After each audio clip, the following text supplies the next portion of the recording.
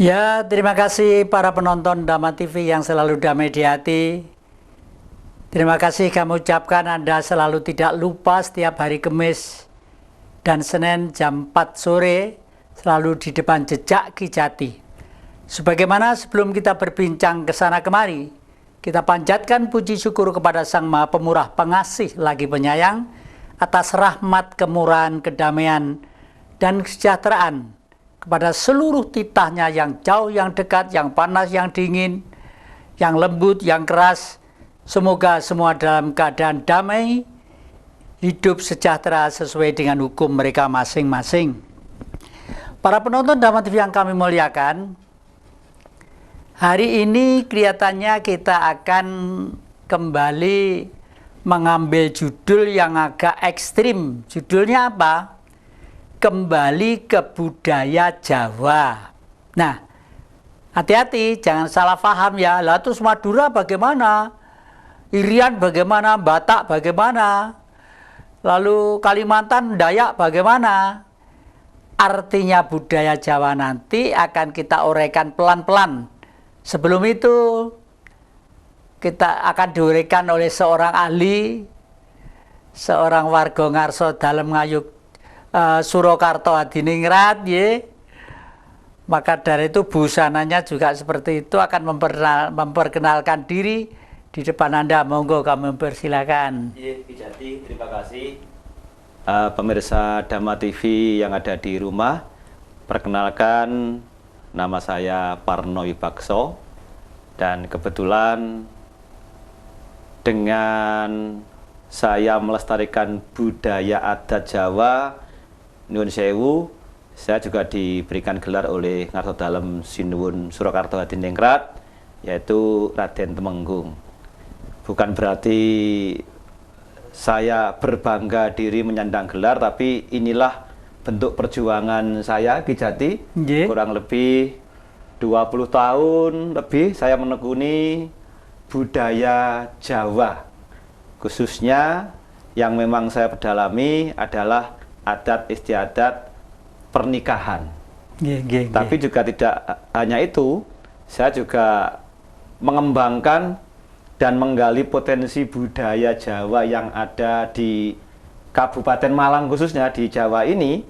Karena kalau saya melihat banyak sekali potensi budaya bangsa ini yang bisa menjadi contoh atau suri teladan untuk kita semua.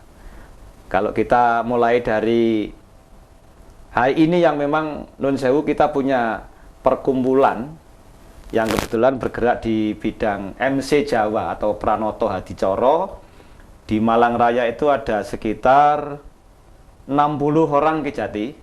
Berarti ini adalah kita wajib bersyukur, ternyata pelestari budaya di Malang ini semakin hari semakin bertambah. Jadi mungkin kalau Nyuwun Sewu yang tua-tua sudah mulai kondisinya tidak bisa fit menjalankan tugasnya sebagai pambiworo, ini generasi muda ini banyak sekali, Ki Jati, yang Nyuwun Sewu yang sinau ke kita-kita ini untuk ikut bergabung ke dunia pambiworo itu. Mulai tertarik ya. Mulai tertarik. Nah, dan ini adalah suatu kebanggaan khususnya saya pribadi. Jadi dalam menekuni dunia ini, ternyata orang lain juga ingin ikut melestarikan budaya ini. Untuk itu saya juga menghimbau ke teman-teman saya yang ada di luaran sana, kerjakanlah dengan sebaik mungkin, karena di budaya Jawa ini semua mengandung etika, semua mengandung tuntunan yang mungkin sangat berarti bagi kehidupan kita sehari-hari ini, Ki Jati. Begitu. Para penonton Dhamma TV yang kami muliakan, itulah tadi yang saya maksud bahwa nanti terus suku-suku yang lainnya bagaimana? Jawa itu bukan suku, Jawa itu adalah peradaban. Nyuwun Sewu, Ki Parno. Itu kalau penjelasan itu abot loh oleh gelar Tumenggung niku nggih. Karena Tumenggung itu artinya suatu perwira yang harus berani tanggung jawab menjaga kelestarian. Gitu. Tapi kalau saya pakaiannya itu double, Nyuwun Sewu, maaf. Dulur-dulur yang dari Surakarta Adiningrat atau Ngarjokerto Adiningrat, karena kebetulan bapak saya itu dari dalam Surakarta, ibu saya dari dalam Ngayogyakarta. Jadi sekarang ini ininya pinnya itu pakai Surakarta, bajunya Ngayogyakarta. Ya, kalung putih ini membuktikan bahwa bagaimanapun orang tua itu sudah harus mendito, katanya begitu. Anu jauh, Mas Parno. Kalau menurut panjenengan sebenarnya gambelangnya arti Jawa itu apa? Begini Ki Jati. Jadi sesuai dengan namanya Jawa ini harus Jawani, jiwa Jawi. Jadi semua yang kita lakukan ini harus berdasarkan rasa dan hati. Jadi kalau dirasa orang lain tidak nyaman dengan sikap kita, berarti kita ini belum Jawa, Pak Jati. Karena kalau kita mengupas masalah Jawa ini banyak sekali, etika, sopan santun, bagaimana kita berjalan di depan yang lebih tua, bagaimana kita nun sewu untuk sowan ke mungkin di pimpinan kita. Ini semua kalau kita lakukan dengan beretika Jawa, nun sewu, saya rasa tidak ada yang tidak suka dan tidak baik. Karena semua itu mengandung perasaan yang begitu saling menghormati. Saling menghormati. Dan sesuai dengan profesi yang saya jalani, yang saya dalami, ya kita bersyukur bahwa selama ini yang kita perjuangkan mendapat antusias dari masyarakat yang begitu luar biasa. Terbukti teman-teman kita yang ada di luar sana, pelestari adat budaya, khususnya di bidang pernikahan hari ini sangat luar biasa Ki Jati. Dari 60 orang itu semuanya tiap hari bekerja. Tiap hari nun sewu wonten tanggapan. Dalam arti diperlukan untuk memimpin prosesi adat itu sendiri. Ya itu yang saya heran. Kalau saya pergi main-main ke rumah jenengan itu di rumahnya full dengan peralatan yang modern. Sound system modern, ininya modern, pokoknya semua ultra modern yang orang lain belum sampai menyentuh, jenengan sudah memiliki. Lalu antara Jawa modernisasi itu kira-kira relevansi benang merahnya apa ya? Nun sewu. Kenapa saya membeli dalam arti kelengkapan terkait dengan kemodernan saat ini, contohnya kayak sound system. Mungkin di luar sana juga banyak Jati, tapi jangan salah, saya membeli itu bukan semata-mata untuk bisnis Jati, tapi untuk menopang pekerjaan saya untuk bisa saya melakukan lebih baik. Jadi saya ambil contoh gini, kalau ada dalang kok nun sewu suaranya cemeng gara-gara sound systemnya kurang baik, nah ini kan berarti tidak sinkron antara alat dan profesi yang sebenarnya harus mengandung kewibawaan. Betul. Akhirnya saya juga melengkapi diri saya dengan hal seperti itu. Intinya cuma satu, untuk menopang, untuk saya bekerja lebih baik, supaya apa yang saya sampaikan ini bisa langsung dalam arti diterima oleh masyarakat. Nah, kalau gitu pas. Nggak ada tendensi saya harus begini, nggak ada. Tidak ada. Itu cuma efek aja. Kalau gitu pas, karena gini, seminggu yang lalu saya itu kan dolan ke saudara saya Mas Mantep Sudarsono, dalang di anu sana, di Karanganyar sana. Saya main-main ke sana, terus sudah ayo wis kapan wayang ono neng pedepokan Mujarin, duwe pedepokan gitu. Nah aku dalang nek ono sak sen jangan dikasih duit. Itu tapi luar biasa. Dengan syarat aku krungu lek neng kono iki ono sing duwe sound system sing apik, jenenge Mas Parno. Betul Mas, betul. Jangan khawatir. Makanya begitu pulang dari sana saya mampir dalamnya Mas Parno untuk menyampaikan itu.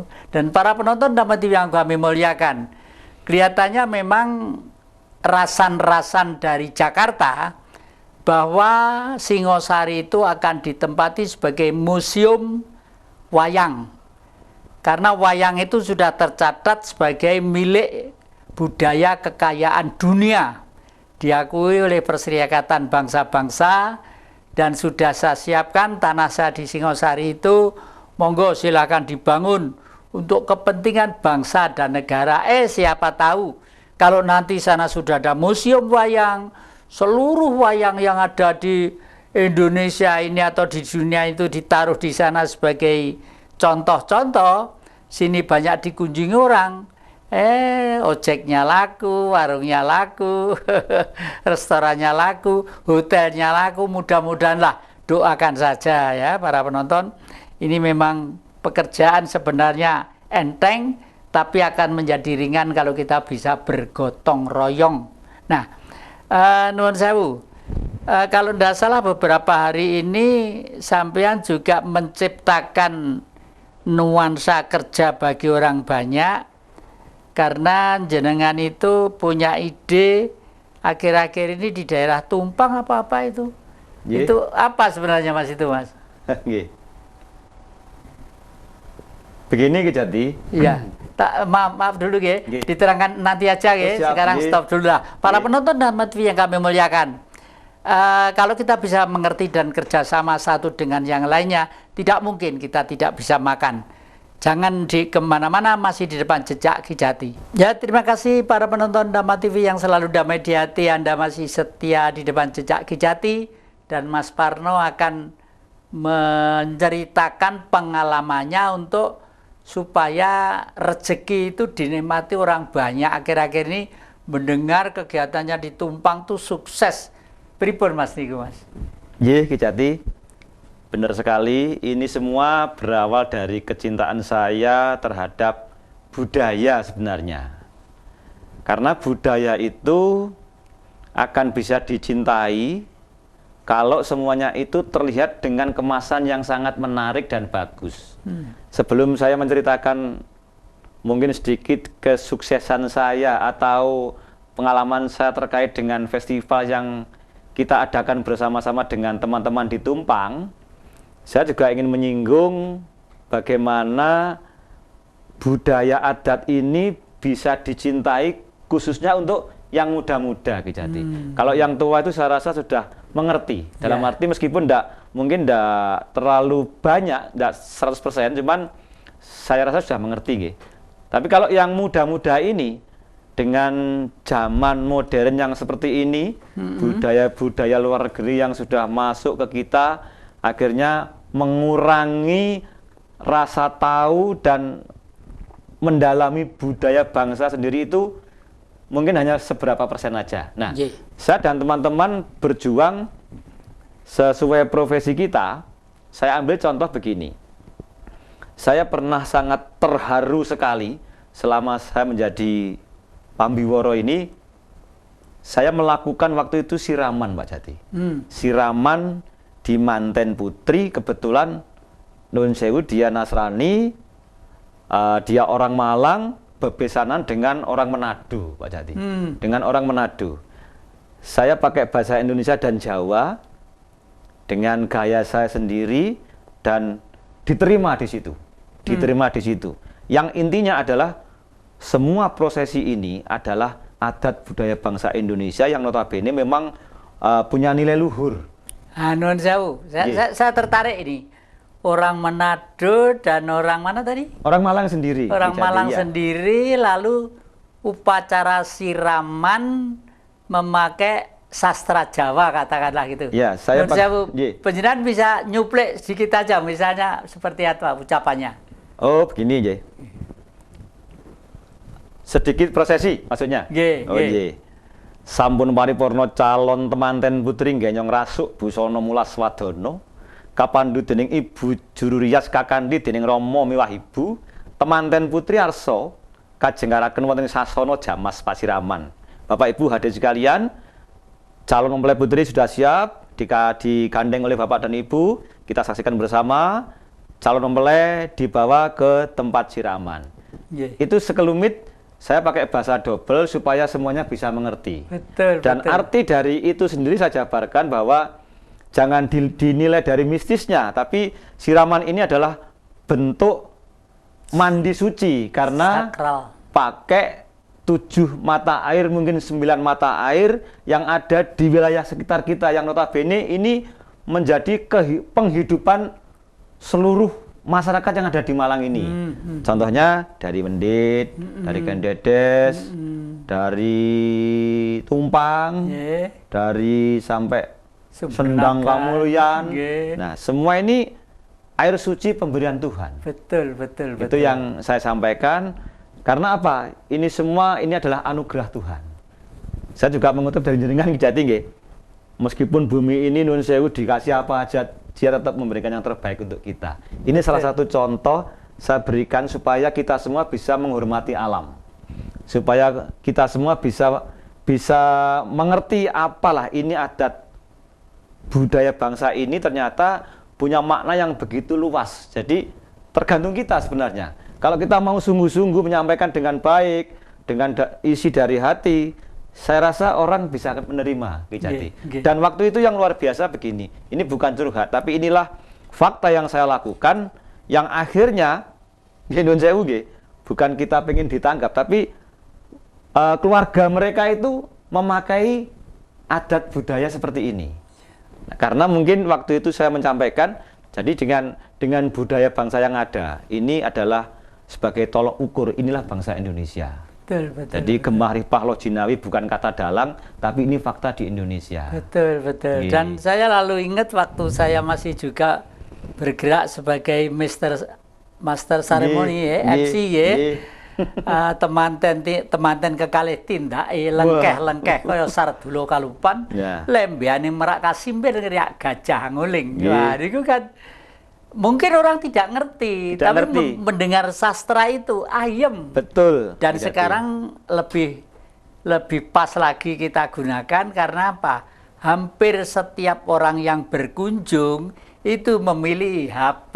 Betul. Mereka pasti ngerekam lah. Kalau sudah ngerekam, nyetel di rumah, anak cucu ikut nonton, ini ikut nonton. Nah, betul sekali. Kan sama dengan menyebarkan. Nah, maka dari itu si Jawa itu selalu saya tidak mau dikatakan seperti teorinya Pak D. Darwin ya, bahwa manusia itu dari kera dulu berangkang degek berdiri menjadi manusia. Itu mungkin Pak D. Darwin ya.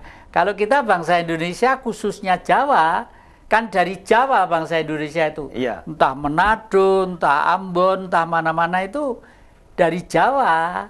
Ini nanti akan kita utarakan dengan Pak Penny minggu depan, karena sebenarnya kita itu keturunan bangsa Lemuria.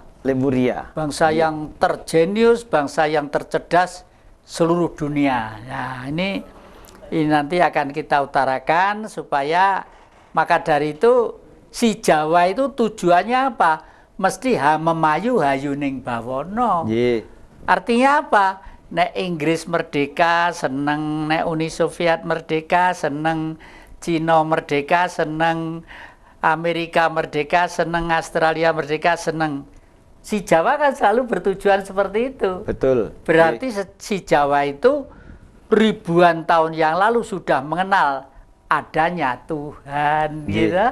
Malah menurut catatan para ahli 11.000 tahun sebelum Masehi, si Jawa itu sudah tata aturannya itu tertata. Kalau sekarang menjadi diketoprak, dianu sering tawur, sering gini, yang namanya pertujuan, tidak ada perang ya tidak rame tuh ya. Sebenarnya kalau kita mau melihat yang akhir-akhir ini aja Kijati, bahwa persaudaraan Jawa ini sangat luar biasa. Dengan kejadian-kejadian yang kemarin mungkin di masa-masa Pilpres atau setelahnya itu kan kalau kita lihat antara kelompok A dan B dengan dimotori oleh orang-orang yang tidak bertanggung jawab ingin memecahkan bangsa Indonesia. Kalau saya melihat simpel aja, orang Jawa tidak segampang itu Kijati. Betul. Karena kepecahan orang Jawa ini, jangankan itu nggih, panjenengan nggih pirsa, sebelum Indonesia merdeka, mawarno-warno ananging siji, karya sastra Pujangga Majapahit. Iya. Itu kan sudah menjadi tolok ukur kita. Nggih, nggih, Nah, nggih. Nyuwun sewu, orang-orang kekinian aja yang merasa pinternya lebih, padahal pujangga kita dulu sangat luar biasa, Kijati. Nggih. Sangat luar biasa. Jadi ndak gampang untuk memecah Indonesia dengan hal-hal semacam itu. Betul, Karena betul. kekompakan kerukunan antar umat beragama di bumi Indonesia ini sudah dari zaman kerajaan dulu.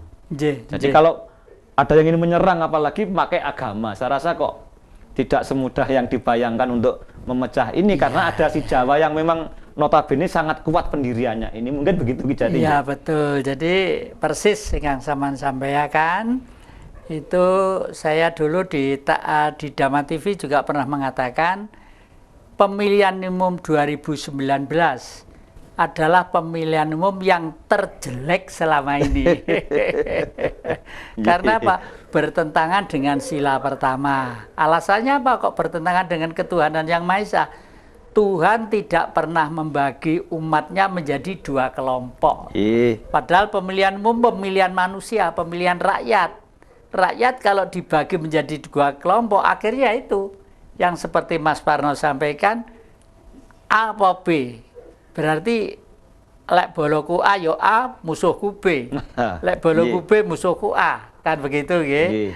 Jadi itu tidak benar, paling tidak itu ya kita itu 3 atau 5 di kelompok lah untuk mempermudah administrasi dan teknis pengumpulan suara. Tapi jangan sampai justru pada waktu yang membahayakan itu kan waktu kampanyenya.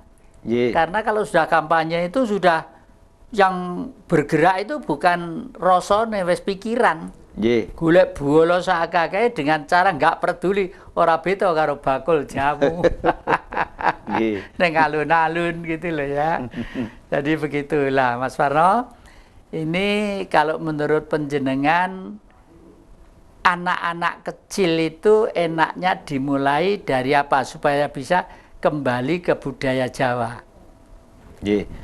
Menurut sepengetahuan dan pengalaman saya Kijati, orang-orang budayawan yang bisa paham dengan Indonesia ini, beliaunya tidak lepas dari orang tuanya. Mungkin dari kecil sudah, selain pendidikan di sekolah, sudah mungkin di rumah ada gamelan, ada wayang yang terkait dengan budaya bangsa.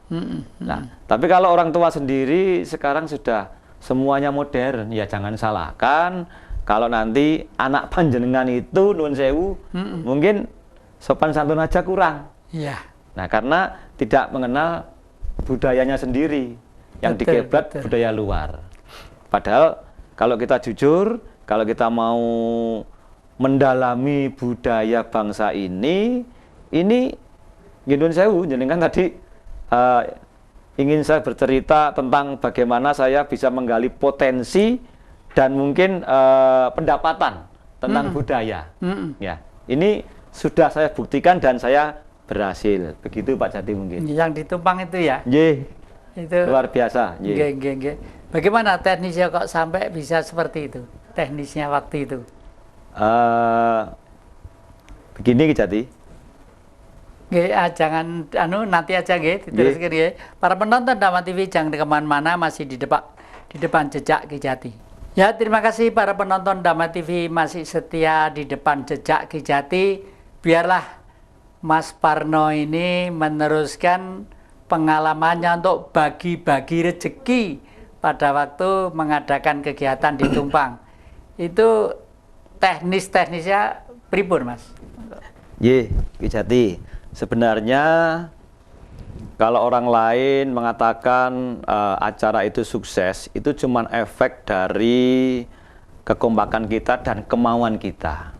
Jadi waktu itu saya dan teman-teman ingin bagaimana kita bisa menggali budaya sekitar yang ada dan sekaligus nyuwun sewu memperjuangkan mungkin sedikit rezeki untuk mereka yang notabene memang berjualan. Jadi saya menggabungkan, saya bekerjasama dengan teman-teman mendekati para seniman-seniman di Tumpang waktu itu, termasuk Ki Soleh. Ya, Ki Soleh yang sangat luar biasa, itu juga kita tampilkan di situ.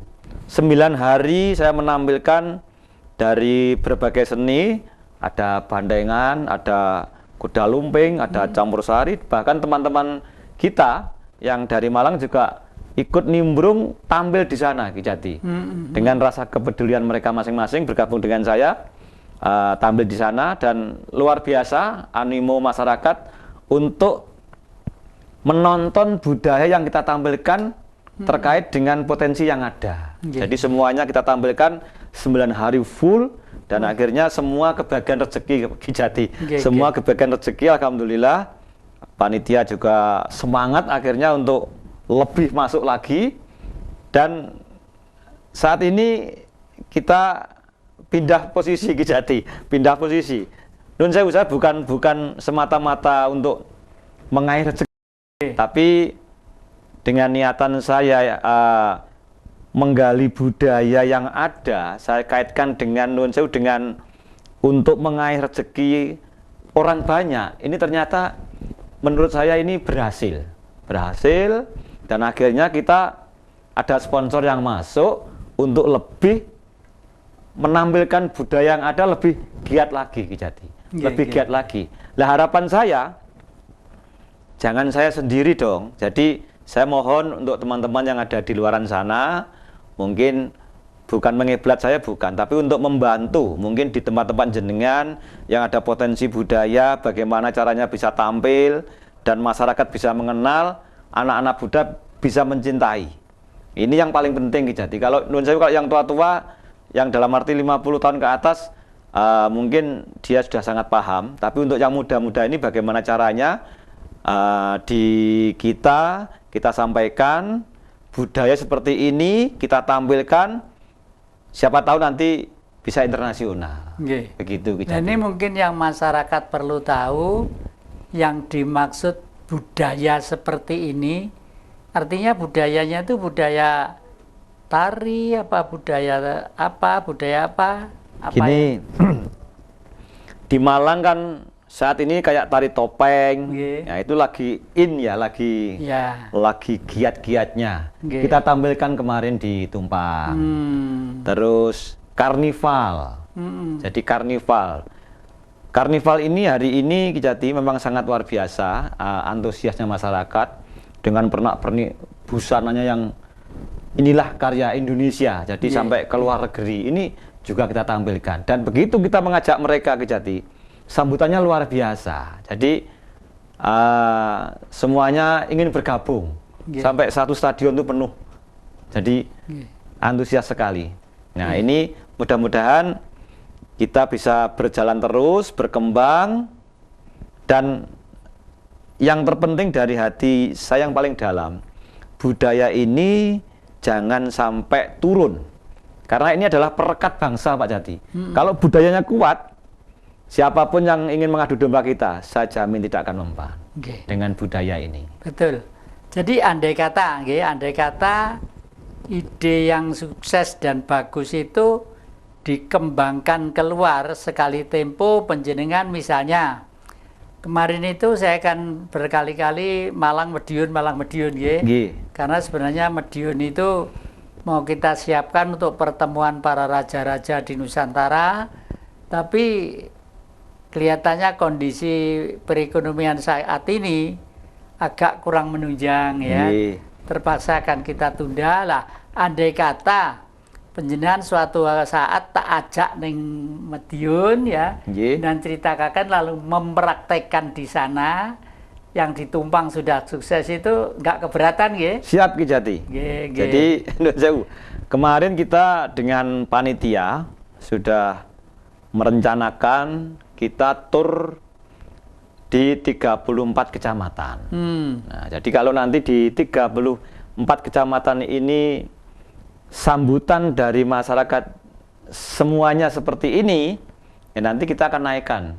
Kita akan naikkan lagi mungkin internasional. Jadi kalau mungkin ini di Kabupaten Malang dulu, nanti kita akan ke Kabupaten Sidoarjo. Jadi rencana seperti itu.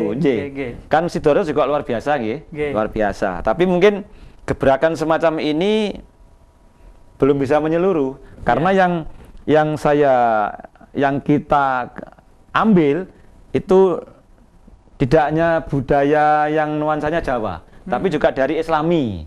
Saya ambil contoh parade hadrah. Nah, kita akan tahu yang terbaik.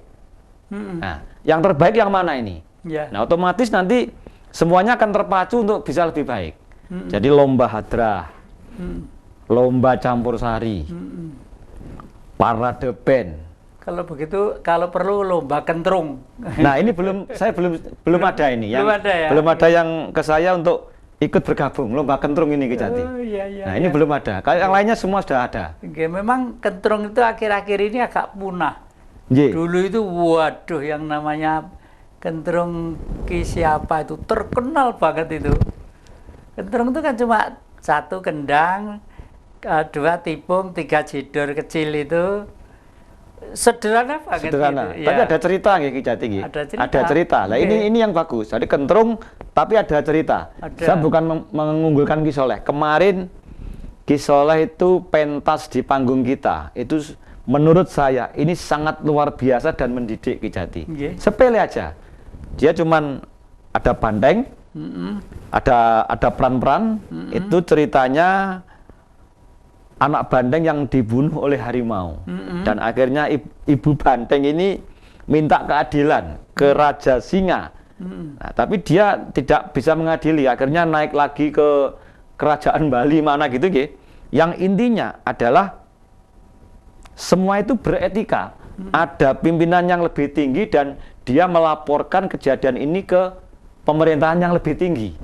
Jadi bukan main gasak aja. Kalau bandeng mau main gasak semua sudah habis. Nah, tapi inilah yang ditunjukkan oleh grup beliau bahwa semua itu harus beretika. Kita menghormati yang lebih tinggi. Jadi hukum ini jangan hukum rimba, tapi hukum ya ini yang ada di bumi Indonesia seperti ini. Nah, dipraktekkan sangat luar biasa. Nanti akan kita tampilkan lagi di Turen Ki Jati. Rencana gitu. Ya mudah-mudahan saya masih sehat bisa ikut nimbrung nonton di sana. Itu ya.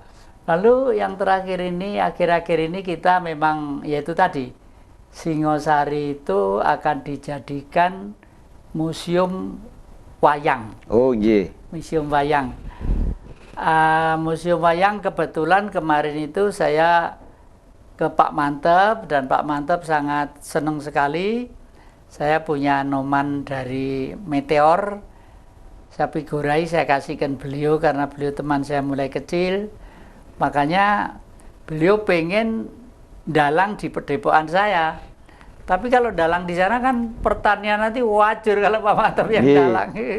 Tempatnya kurang memadai karena beliau juga fine-nya juga luar biasa Ki Jati.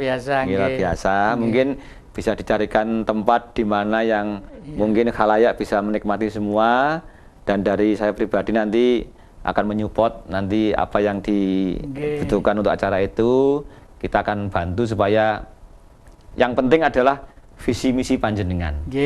Kalau mungkin tontonannya itu adalah bentuknya hiburan, tapi visi misi dari padepokan jenengan nanti monggo disampaikan supaya yang muda-muda bisa lebih mengenal lebih dalam, mungkin seperti itu Pak Jati. Nanti mungkin akhirnya saya carikan tempat yang agak longgar di Citandui, di jalan itu ya. Oh bisa, itu cukup. Di jalan itu, malah syukur kalau Dhamma TV itu bisa menyiarkan langsung, kalau enggak ya direkam ya gitu. Entah cuma mungkin hanya 3 jam atau 4 jam gitu, tidak semalam suntuk. Kalau 3 jam kurang Ki Jati, nanti pemirsanya nanti bingung, kecewa, nanti ya kecewa. Jadi kalau memang Ki Mantepnya sudah siap ya, nanti kita berusaha memfasilitasi dengan seperti biasanya bagaimana caranya supaya nanti seniman-seniman Malang bisa bergabung. Terima kasih lah para penonton Dhamma TV yang kami muliakan. Untuk mempersiapkan museum wayang ada di Malang ini akan mengangkat kabupaten dan kota Malang ke forum nasional dan internasional. Karena nanti kalau sudah ada museum, pasti turis-turis setelah pergi ke Bali akan mampir ke sini. Entoh dekat sekali, bahkan mungkin di Banyuwangi juga sudah ada lapangan terbang juga akan mempermudah juga, dan Abdurrahman Saleh juga sudah ada lapangan terbang akan mempermudah. Kalau fasilitas dan sarana, saya pikir sudah lengkap. Tinggal manusianya bagaimana kesiapannya. Ini memang harus telaten, sabar, dan tekun. Karena kalau tidak sabar, telaten, dan tekun, biasanya awang-awangan gitu ya. Awang-awangan, golek duit bedino uangnya lira mau anu ngene gitu ya. Iya, betul Ki Jati. Kebetulan kita punya paguyuban dari Kasepuan Singosari yang sangat aktif sekali. Jadi tiap bulan juga kumpul di Museum Singosari untuk mocopatan, dan dari Dinas Pariwisata sendiri juga memfasilitasi untuk kita-kita. Jadi mungkin Singosari bisa diangkat lebih baik lagi. Mungkin sementara begitu. Nah, para penonton Damat TV yang kami muliakan, saya pikir masih perlu diurai terus tentang rencana ini. Jangan kemana-mana, masih di depan jejak Ki Jati. Ya, terima kasih para penonton Damat TV yang selalu damai di hati.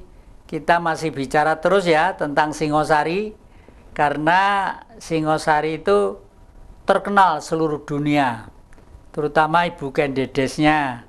Dan nanti Mas Parno konon kabarnya ada mempunyai paguyuban, mocopatan dan sebagainya. Itu tiap hari apa, Mas? Setiap malam bulan purnama, Ki Jati. Malam bulan purnama. Kita ada di Museum Singosari. Kita kumpul di sana. Jadi Pak Kapolsek, Pak Dan Ramil, pejabat pemerintah setempat kebanyakan pasti hadir di setiap bulan purnama itu. Kalau begitu, andai kata nanti bulan purnama itu saya datang menyelingi sedikit ya, saya putarkan film Ken Dedes. Boleh. Yang hanya 20 menit, ya 20 menit itu yang membuat saya, yang ngarang saya. Jadi semua imajiner. Ken Dedes mulai dari dalam kandungan sampai umur 15 tahun. Kenapa kok hanya itu? Karena kalau Ken Dedes sudah sepuh, ini kontroversinya banyak. Yang katanya Ken Dedes itu binal, kayak katanya ini, itu sebenarnya tidak benar. Beliau itu Pratna Paramita. Gelar pada waktu itu, seseorang yang mendapat gelar itu tidak sembarangan. Pratna Paramita artinya seorang wanita yang rahimnya akan melahirkan raja-raja besar di seluruh Nusantara. Dengan beliau lalu ada Mojopahit yang kuasa sekitar 431 tahun dan menguasai 2/3 dunia. Lah, ini anak putunya ya tetap seperti kita ini. Lah, kalau beliau itu sudah mampu menguasai 2/3 dunia, masa kita ngerukun nih Singosari wae ra iso ya toh. Lek perlu sing mare ora rukun, lek perlu ya kowe gak seneng nang kene, lek perlu manggen ning luar Indonesia. Gitu. Kalau kita mau jujur melihat Singosari, teman-teman yang ada di luar sana, Singosari ini adalah kerajaan terbesar di dunia, mungkin Pak Jati. Betul. Dunia. Jadi saya rasa tidak ada salahnya kalau Singosari ini akan menerima kebanggaan yang berupa kawasan industri, kawasan industri nasional ya. Betul. Jadi semua akan bertempat di sana. Mungkin jumbo dengan impian jenengan Ki Jati. Kalau dulu jenengan pernah bilang Singosari cuma dilewati aja. Sekarang enggak Ki Jati. Singosari menjadi tempat pemberhentian ekonomi sekarang. Dalam arti kawasan ekonomi nasional. Nah, ini mungkin juga efek dari yang notabene orang-orang di Singosari dari zaman kerajaan yang sampai saat ini masih nguri-nguri budaya, masih menjunjung tinggi Singosari. Bisa jadi seperti itu. Jadi saya sangat berharap kepada teman-teman kita seniman atau budayawan dan pelestari budaya, monggo untuk bisa melestarikan adat budaya yang ada, yang sedikit kita pahami dengan niat hati yang tulus. Gendon sewu, kalau ingin ekonominya mapan jangan lewat budaya dulu, tapi ya dengan kegiatan kita sehari-hari.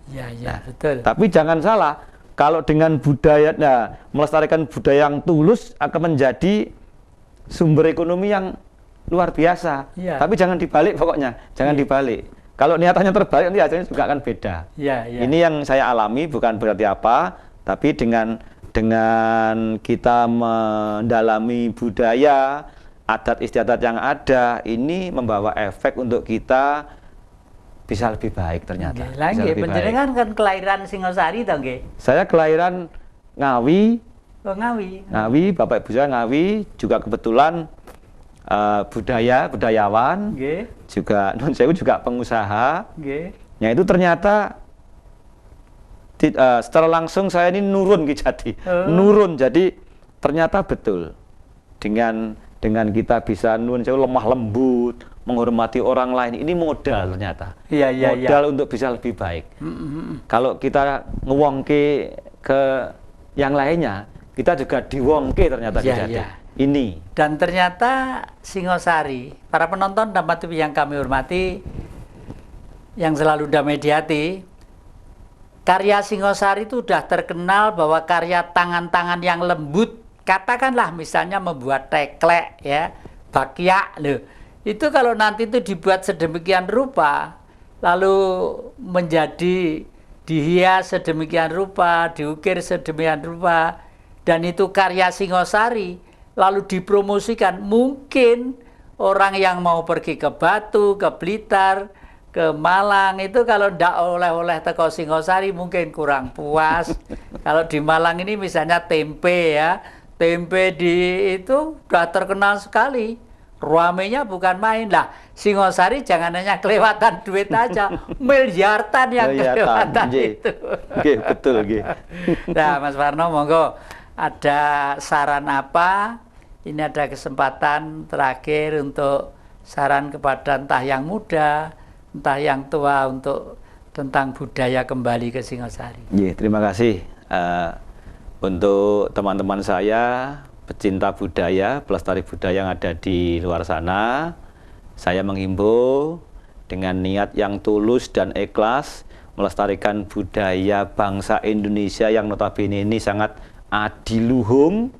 Monggo kita gerakkan bersama, jadikan bumi pertiwi Indonesia ini lebih baik, lebih disegani oleh bangsa lain. Jumbuh kalian unan-unen, kuncoro haruming bangsa hamung dumunung haneng luhuring budaya. Tenarnya suatu bangsa terletak nilai luhur budaya dan pelestariannya. Kalau kita bisa mendalami itu dan menjalankan, saya rasa kita menjadi bangsa yang akan sangat dihormati oleh bangsa lain. Dengan adat istiadat, inilah Jawa, inilah Indonesia. Jadi jangan sampai budaya yang adiluhung ini kita biarkan sampai dipelajari oleh negara lain, semuanya mengadopsi dari Indonesia.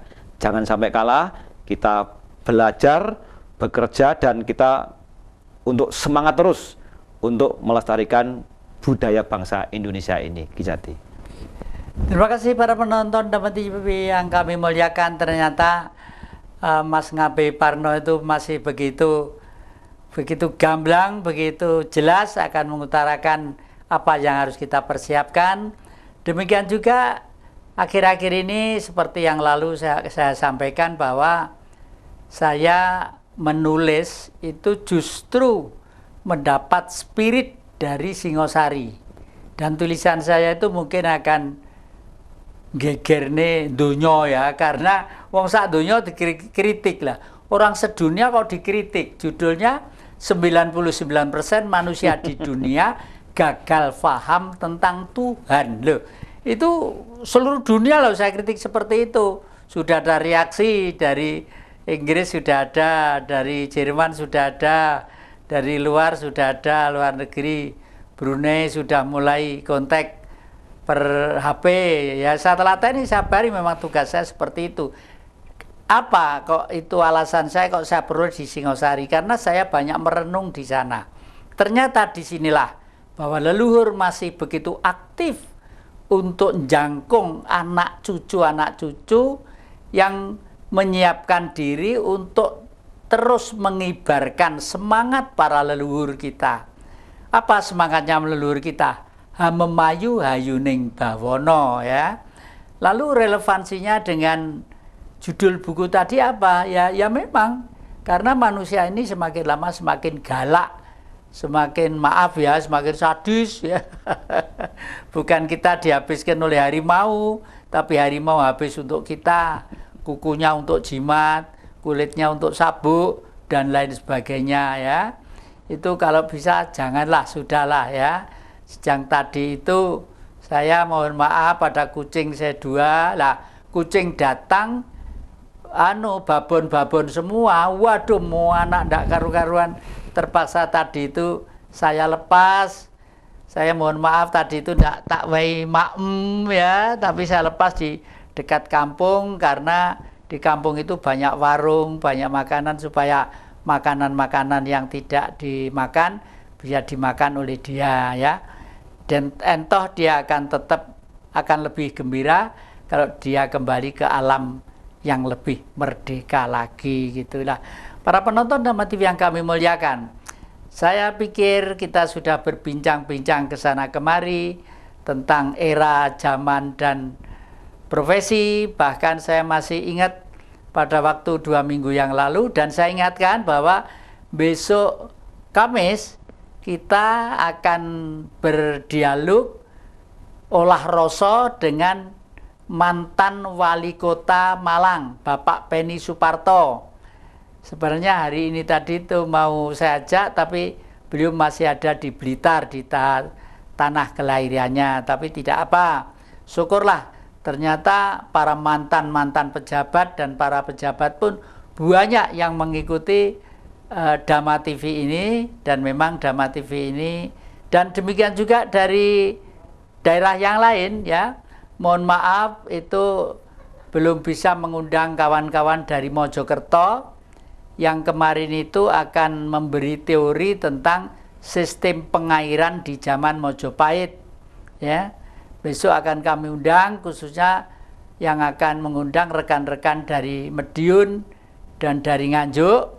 Kalau saya masih kontak kepada beliau tapi belum terjawab ya, mungkin banyak kesibukan. Beliau sebenarnya adalah kawan saya dulu dari Fakultas Pertanian Universitas Brawijaya, tapi akhir-akhir ini banyak menekuni dan banyak mempelajari tentang sistem perairan sawah pada era Mojopahit. Ternyata jangan dikira Mojopahit itu kuno, ternyata jauh lebih maju dan modern cara berpikirnya tentang pertanian daripada kita.